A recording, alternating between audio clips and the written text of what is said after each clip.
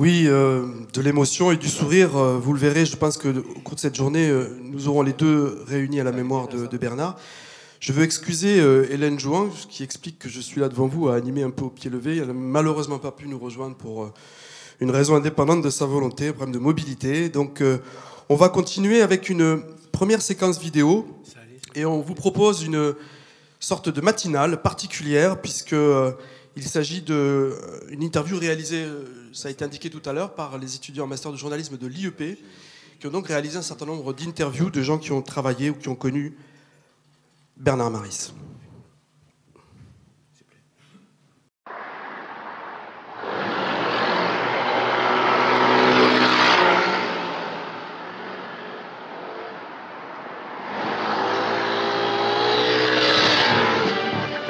France Inter, le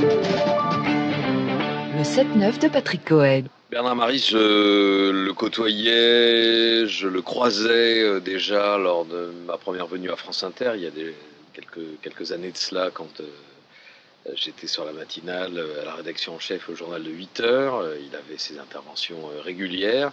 Et puis on s'est retrouvés il y a 5 ans maintenant, quand j'ai repris le 7-9 avec cette institution qui était devenue le débat écho, l'affrontement hebdomadaire avec Dominique Seux.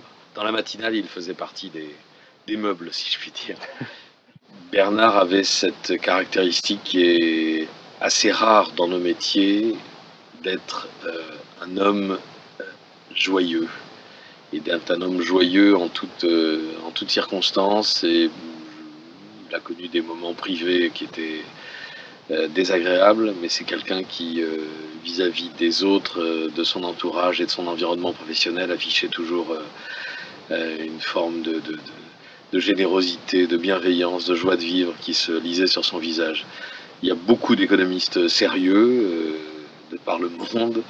Il y a quelques économistes hétérodoxes, il en était, mais il y a encore moins, et je pense qu'il était l'un des seuls de cette catégorie, à être un économiste joyeux, un économiste qui apportait de la fantaisie à ses interventions, quelqu'un qui pouvait dynamiter un débat simplement avec une remarque, une réflexion, une observation qui semblait tomber du ciel, mais qui était généralement frappée au coin du bon sens et qui permettait de reposer les choses d'une autre façon.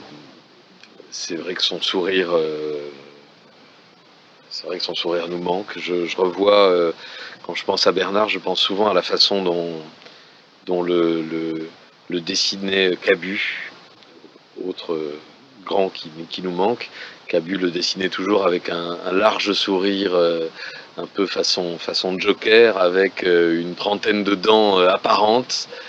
Et c'est comme ça que je voyais Bernard, et c'est à peu près comme ça que je le voyais apparaître chaque vendredi. C'est ce qui le marquait, c'est ce qui le caractérisait.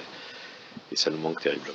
Ce qui le caractérisait, c'était sa faconde, je le disais il y a un instant, sa capacité à plastiquer l'échange et le débat par des choses des sortes de prises de judo qui pouvaient déstabiliser non pas l'adversaire, mais le compagnon de débat et d'échange qui était Dominique Seux. Il y avait des choses comme ça. Il arrivait avec des colères, des coups de gueule, mais des colères souriantes, des choses qui n'étaient